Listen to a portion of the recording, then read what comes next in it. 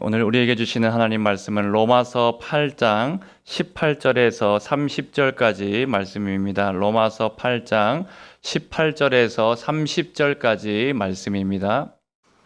우리 한 절씩 교독하고 마지막 절 합독하겠습니다.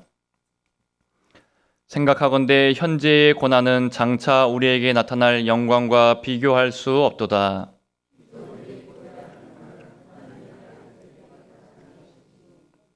피조물이 허무한데 굴복하는 것은 자기 뜻이 아니요 오직 굴복하게 하시는 이로 말미암음이라.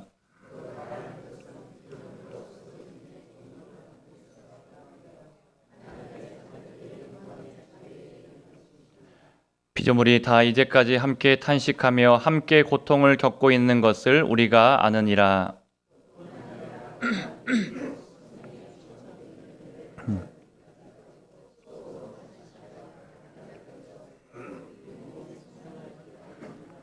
우리가 소망으로 구원을 얻었음에 보이는 소망이 아니니 보는 것을 누가 바라리요.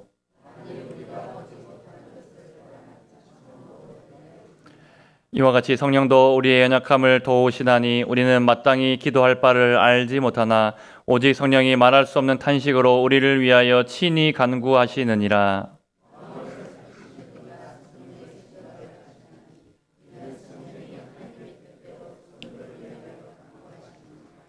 우리가 알거니와 하나님을 사랑하는 자 곧 그의 뜻대로 부르심을 입은 자들에게는 모든 것이 합력하여 선을 이루느니라.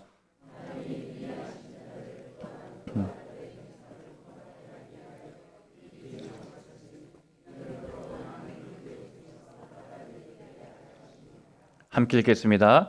또 미리 정하신 그들을 또한 부르시고 부르신 그들을 또한 의롭다 하시고 의롭다 하신 그들을 또한 영화롭게 하셨느니라. 아멘. 여러분, 우리 중국의 고사성어 중에서 춘례 불사춘이라는 말이 있습니다.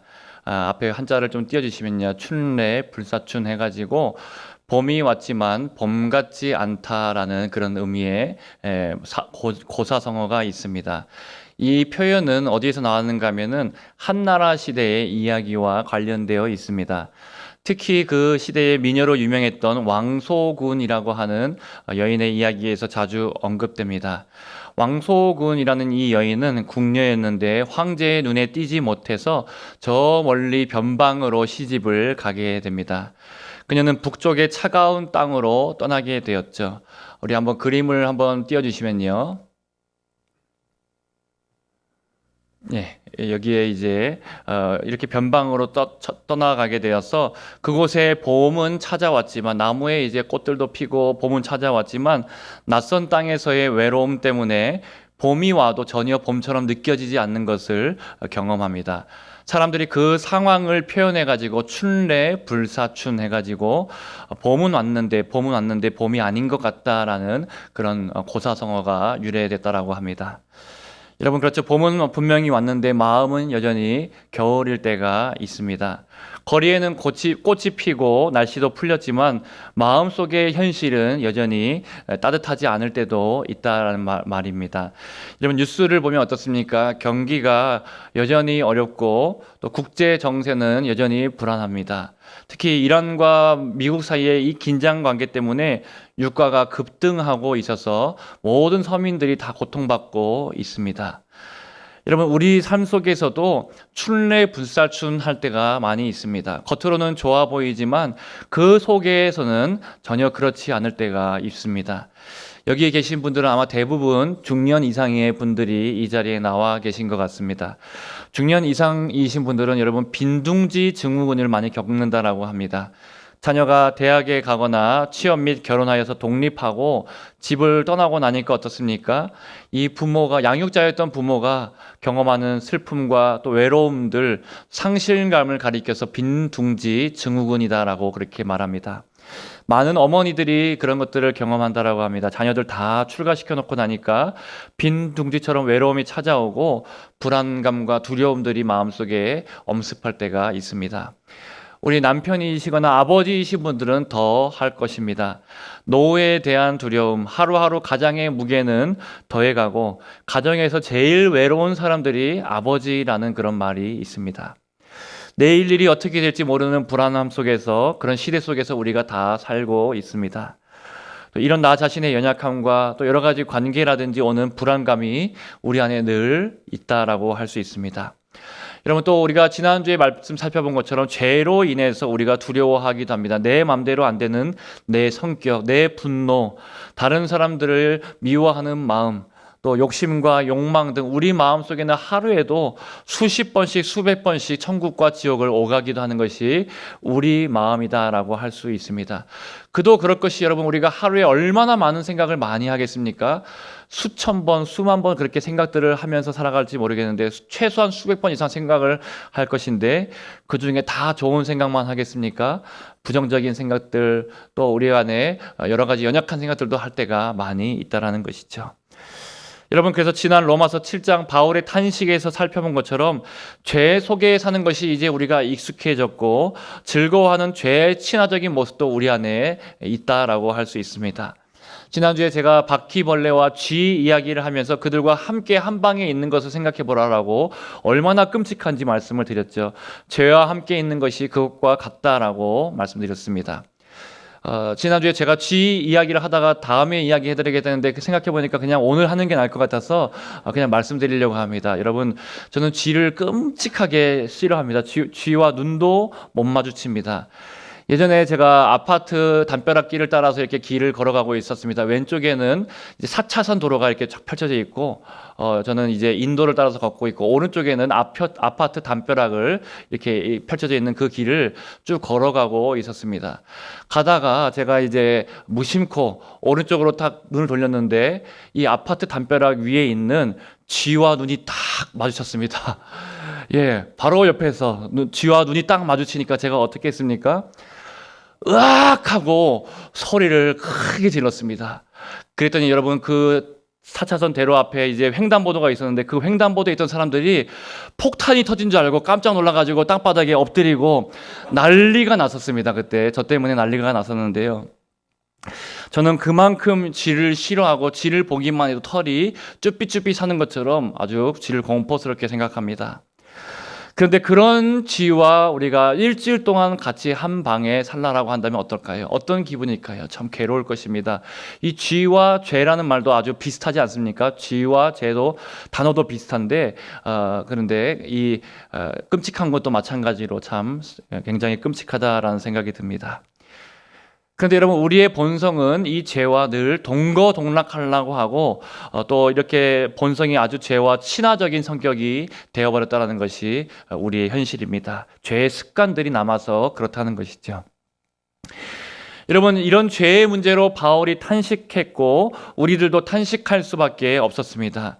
이런 탄식은 여러분 나쁜 탄식이 아니다라고 지난주에 말씀을 드렸죠. 로마서 7장에서 성령님이 주시는 탄식, 건강한 탄식이 있다라고 말씀드렸습니다.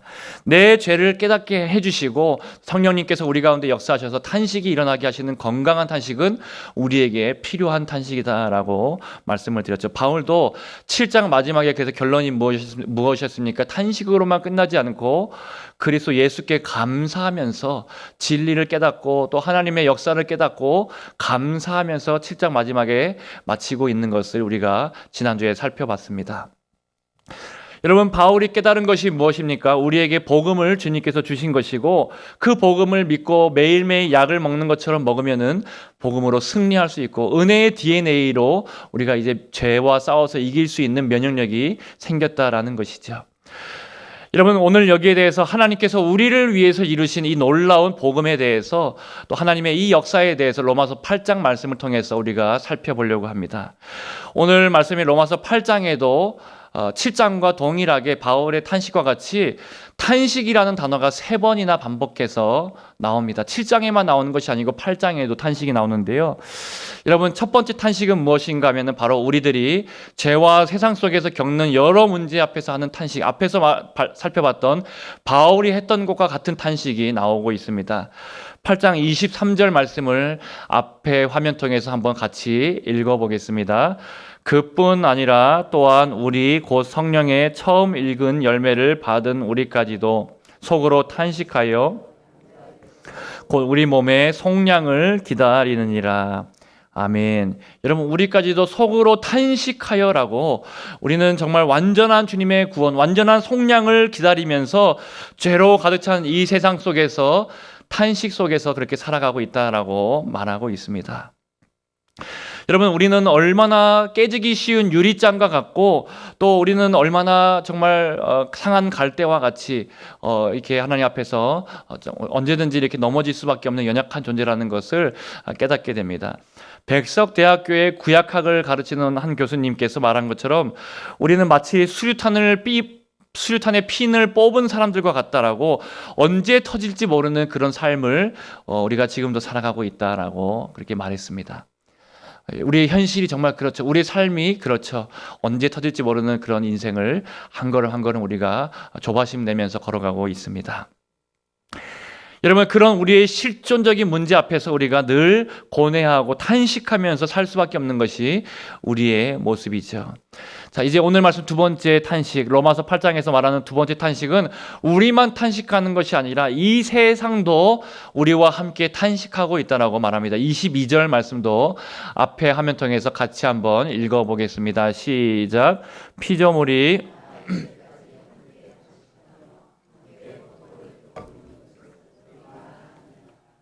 여러분, 이 세상도 우리와 함께 탄식하고 있습니다. 우리가 이렇게 저지른 죄악 때문에, 죄악이 얼마나 큰지 우리만 고통스러운 것이 아니라 온 세상도 죄로 인해서 세상이 부패하게 되었고, 또 어둠에 가득 차게 되었고, 세상도 고통당하고 또 탄식하고 있다라는 이야기가 지금 이 말씀에 나오고 있습니다. 22절 말씀에 나오고 있습니다.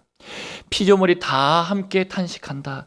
여러분, 온 뉴스와 신문에 도배되고 있는 기사들을 한번 보십시오. 얼마나 끔찍한 소식들이 들려오는지 모릅니다. 세상에 어떻게 이렇게 끔찍한 일들이 일어날까라는 전쟁의 소식들, 또 기근의 소식들, 또 살인과 강도와 여러 가지 끔찍한 죄악들의 소식들이 뉴스에 도배되고 있습니다. 뿐만 아니라 환경도 마찬가지죠. 지구 온난화 같은 문제들, 우리가 환경을 보호하지 않고 다스리지 않으니까 온 지구가 병들어서 탄식하고 있는 이야기들을 우리가 잘 아실 것입니다. 자, 그리고 여러분, 이제 세 번째로 탄식하고 있는 것이 있는데, 그분이 무엇인가 하면은 바로 성령님께서 우리와 함께 탄식하고 계시다라고 말씀합니다. 우리 26절 말씀도 같이 한번 읽어보겠습니다. 시작. 이와 같이 성령도 우리의 연약함을 도우시나니 우리는 마땅히 기도할 바를 알지 못하나 오직 성령이 말할 수 없는 탄식으로 우리를 위하여 친히 간구하시느니라. 아멘.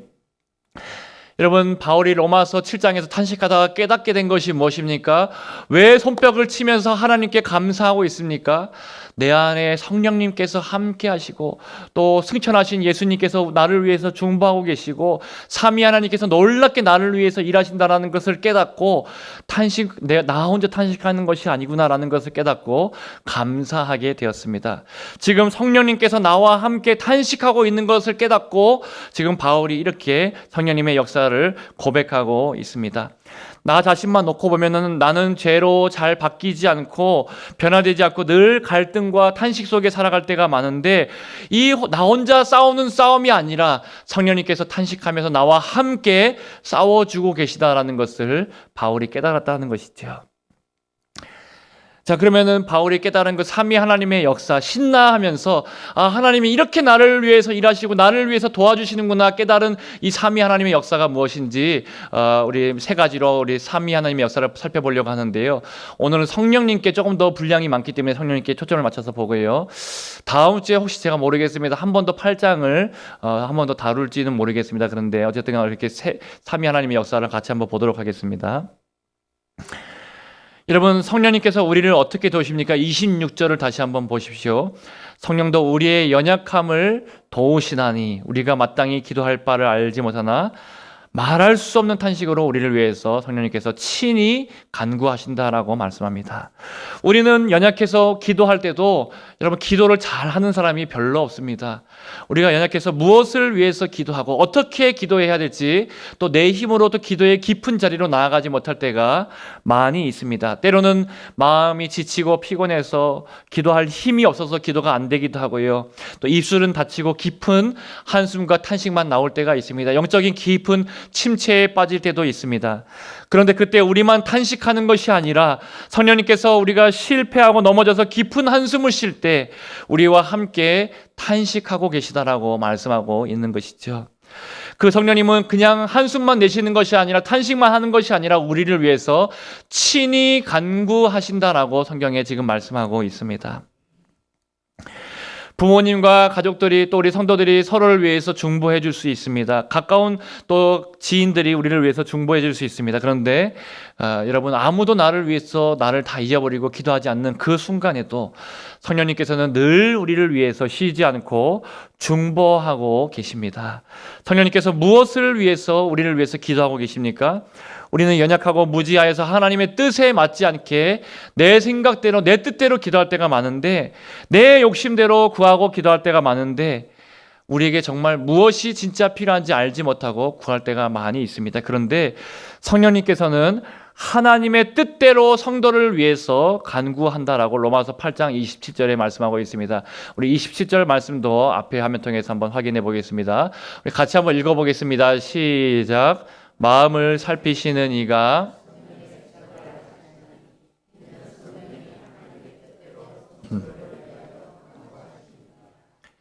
여러분, 성령님께서는 이렇게 하나님의 뜻에 맞게 우리를 위해서 간구해 주시고요, 또 나보다 나를 더 잘 아시고 또 나의 과거와 현재와 미래를 다 아시는 성령님께서 지금 내가 뭐가 필요한지, 나에게 꼭 필요한 것이 무엇인지 가장 적실하게 우리를 위해서 성령님께서 기도해 주고 계십니다. 여러분, 그렇다면 성령님께서는 어떻게 우리를 위해서 기도하십니까? 말할 수 없는 탄식으로 우리를 위해서 간구하신다라고 봤습니다.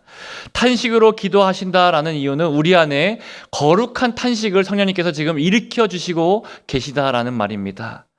우리가 하나님의 뜻대로 살지 못하는 내 모습을 보면서 마음속에 탄식하게 하시고 죄를 깨닫게 하시고 회개하게 하시고 다시 하나님께로 돌이키게 하는 이 모든 역사들은 성령의 탄식을 통해서 그 일들이 지금 우리 안에 일어나고 있는 것입니다. 다시 하나님을 찾도록 도와주시는 분이 바로 성령 하나님이십니다. 그래서 우리가 문제가 있을 때, 연약할 때, 내 힘으로 안 될 때 성령님께 우리가 도움을 구해야 합니다. 여러분, 성령님께서 또 탄식으로 기도하신다는 것은 우리 고신대학교의 교의학 교수님이신 우병우 교수님은 이것을 뭐라고 표현하는가 하면은, 성령님께서 우리 안에서 엉엉 우시면서 우리와 함께 울고 우리를 안타까워하시면서 그렇게 우리를 위해서 중보하고 계시다라고 말씀하고 있습니다. 여러분, 때로는 우리의 눈물조차 그쳤을 때, 눈물조차 나오지 않는 그 순간에 그렇게 메말라버린 우리의 심령 위에 성령님은 그 모습까지 안타까워하시면서 엉엉 우시면서 그렇게 우리를 위해서 중보하시는 분이 성령 하나님이신 줄로 믿습니다. 그 성령 하나님의 간구의 역사가 있기 때문에, 탄식의 역사가 있기 때문에 우리의 탄식은 탄성으로 바뀌게 되고 감사와 찬양으로 바뀌게 될 줄로 믿습니다. 여러분, 오늘 본문에 보니까 또 예수님께서 우리를 위해서 하나님 보좌 우편에서 친히 중보해 주고 계시다라는 것을 말씀해 주고 있습니다. 로마서 8장 34절 말씀도 같이 한번 읽어보겠습니다. 시작. 누가 정죄하리요? 죽으실 뿐 아니라 다시 살아나신 이는 그리스도 예수시니 그는 하나님 우편에 계신 자요 우리를 위하여 자신이라. 아멘. 여러분, 예수님께서 십자가에서 죽으시고 부활하셔서 승천하셔서도 지금도 우리를 위해서 일하시고 계신데, 그 일하시는 것이 하나님 보좌 우편에서 우리를 위해서 중보하고 간구하고 계시다라고 말씀하고 있습니다. 가장 든든한 지원군이신 예수님께서 우리를 위해서 기도해 주시고 우리를 위해서 지금도 대신해서 싸워주시고 계시다라는 것을 우리가 꼭 기억해야 합니다. 우리의 탄식이 탄성으로 바뀔 수밖에 없는 이유는, 밤에는 울음이 기숙하였을지라도 아침에는 기쁨이 찾아오는 이유는, 지금은 연약하고 넘어지는 것 같지만 마침내 승리할 수밖에 없는 이유가 바로 우리 예수님께서 우리를 위해서 일하시고 기도하시고 중보해 주시고 간구하고 계시기 때문인 줄로 믿습니다. 여러분, 그 예수님의 기도, 그 예수님의 마음을 우리가 깨달아서 우리의 기도와 예수님의 기도가 만날 때 놀라운 역사가 일어나게 될 줄로 믿습니다. 성부 하나님께서도 우리를 위해서 크신 뜻을 가지고 큰 그림을 가지고 계시고, 그 모든 것들이 하나하나 퍼즐의 조각처럼 나중에 모든 것이 합력하여 선을 이루게 하시는 분이 하나님 아버지시다라고 그렇게 말씀하고 있습니다. 로마서 8장 28절 말씀해 보니까 함께 또 읽어보겠습니다. 시작. 우리가 알거니와 하나님을 사랑하는 자 곧 그의 뜻대로 부르심을 입은 자들에게는 모든 것이 합력하여 선을 이루느니라. 아멘. 여러분, 어떻게 모든 것이 합력하여 선을 이룰 수 있습니까? 우리도 기도하고 있고 성령님도 우리를 위해서 우리 안에서 기도하고 계시고 엉엉 우시면서 기도하고 계시고 예수님도 하나님 보좌 우편에서 우리를 위해서 변호하시고 중보하시면서 간구하고 계신 그 모든 기도들이 함께 역사하여서 반드시 합력하여 선을 이루게 되는 줄로 믿습니다. 우리는 내일 일을 모릅니다. 그런데 하나님 아버지는 다 아십니다. 아실 뿐만 아니라 그 모든 미래가 하나님의 손에 달려있고 하나님의 뜻에 달려있고 하나님께서 그 모든 미래를 지금도 움직이고 계십니다. 여러분, 사랑하는 자녀의 미래를 위해서 가장 좋은 길로 인도하고 계심을 우리가 분명하게 믿어야 합니다. 우리의 고난도 연약함도 문제도 질병도 모든 것들이 하나님의 계획 가운데 모든 것을 선으로 바꿔주시고 결국에는 이 모든 것들이 퍼즐들이 맞춰져서 아름다운 하나님의 작품으로 완성될 날이 반드시 오게 될 줄을 믿으실 수 있는 저와 여러분들이 되시기를 축복합니다. 여러분, 나는 변화되는 것이 불가능한 사람처럼 보였는데 하나님께서는 그런 불가능한 사람을 변화시키는 것이 주특기이시고 또 기쁘게 지금 그 일들을 해나가고 계십니다.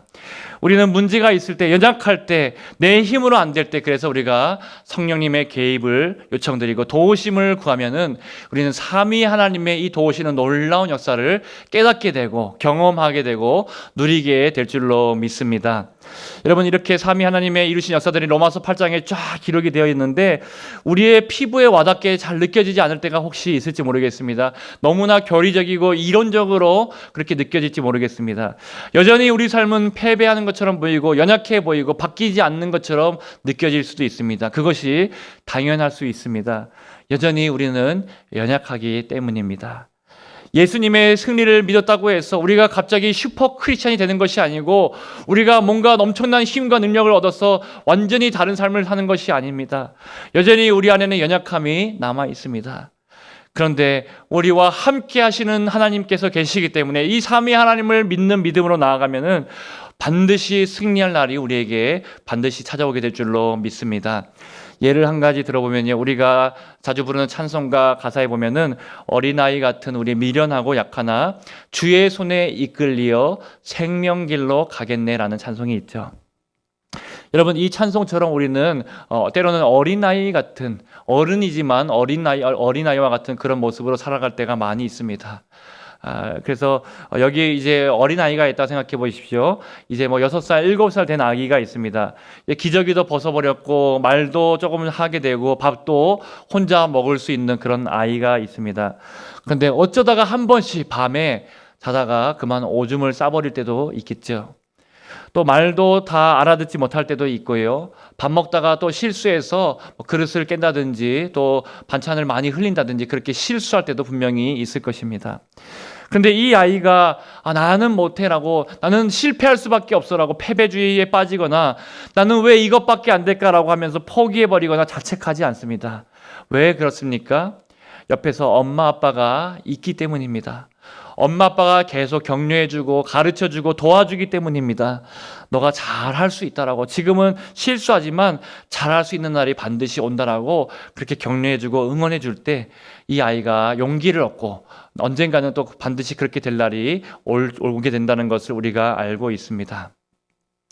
여러분, 우리도 마찬가지라는 것이죠. 지금 내 삶을 보면은 엉망진창이고 절망투성이지만 낙심하지 않을 이유가 어디에 있습니까? 나를 보는 것이 아니라 삼위 하나님, 우리와 함께 하시는 삼위 하나님을 바라보면서 우리가 절망하거나 낙심하거나 포기할 필요가 전혀 없다라는 것이죠. 삼위 하나님께서 지금도 우리를 위해 주시고 사랑으로 역사하시고 계시고 우리를 위해서 지금도 중보해 주시고 계시기 때문에 우리의 탄식이 반드시 탄성으로 바뀌게 될 날이 오게 될 줄로 믿습니다. 여러분, 지금은 연약하고 넘어지지만 마침내 승리하고 기어이 승리할 수 있도록 주님께서 그렇게 만들어 주시는 것입니다. 오늘 말씀을 정리해 보면요, 예수님께서 나를 어떻게 생각하시는지를 한번 떠올려 보시기를 바랍니다. 예수님의 기도와 우리의 기도가 만나야 된다라고 말씀을 드렸죠. 예수님께서는 나처럼 될 정도로 나를 사랑하신 분이셨고, 나 하나만을 구원하시기 위해서라도 십자가를 지실 분이 바로 예수님이셨습니다. 그 예수님께서는 지금 승천하셔서도 늘 나 하나밖에 없는 것처럼 그렇게 우리를 위해서 간구해 주시고 계십니다. 이 세상에 나 하나밖에 없어도 저 천국을 다 준비해 놓고 우리를 만나기 위해 다시 오실 분이 바로 예수님이십니다. 여러분, 그 예수님께서 지금 이 자리에 우리를 만나러 오신 때 어떤 마음으로 오셨는지 우리가 깨달아야 합니다. 그 예수님의 마음과 그 예수님의 기도를 우리가 깨닫게 되면 탄식에서 탄성으로 바뀌게 될 줄로 믿습니다. 여러분, 우리 성부 하나님은 어떠십니까? 나보다 더 나를 잘 아시고 나보다 더 나를 사랑하시며 나보다 더 내가 잘 되기를 원하시는 분이 바로 우리 성부 하나님이십니다. 성부 하나님은 나 하나밖에 없었어도 이 세상을 창조하셨을 분이 우리 하나님이십니다. 성부 하나님은 나 하나밖에 없는 것처럼 지금도 나를 위해서 모든 것이 합력하여 선을 이루게 하시는 분이 우리 성부 하나님이십니다. 여러분, 그 하나님의 사랑과 그 하나님의 그 크신 은혜를 우리가 믿고 의지할 수 있기를 주님의 이름으로 축원드립니다. 성령 하나님은 어떠십니까? 우리가 탄식하며 아픔 가운데 있을 때 우리를 이해해 주시고 우리의 모든 연약함을 이해해 주시고 공감해 주시고 또 우리의 삶 가운데 개입해 주셔서 우리를 친히 도와주시고, 그냥 도와주시는 정도가 아니라 우리가 울 때 함께 엉엉 우시면서 우리의 아픔 가운데 고통 가운데 함께 울어주시는 분, 함께 탄식함으로 우리 안에서 도와주시는 분, 위로해 주시는 분, 그분이 바로 우리 성령 하나님이신 줄로 믿습니다. 성령님께서 우리에게 위로해 주십니다. 너가 잘 버티고 여기까지 잘 왔다라고, 앞으로도 너가 이겨낼 수 있도록 내가 힘주고 위로해 주고 너와 함께 할 것이다라고, 두려워하지 말라라고 우리에게 위로해 주시는 분이 바로 성령 하나님이신 줄로 믿습니다. 지난 주일 우리가 들은 말씀처럼 그 성령 하나님의 영이 우리 가운데 불어올 때에 우리의 심령에 오늘 새 창조의 역사, 우리의 심령이 새롭게 되는 역사가 반드시 일어날 줄로 믿습니다. 우리가 기도할 때 성령의 그 역사와 그 바람의, 성령의 강한 바람이 우리 가운데 불어와서 살리는 역사들이 반드시 일어나게 해달라고 구하시는 저와 여러분들이 다 되시기를 축복합니다.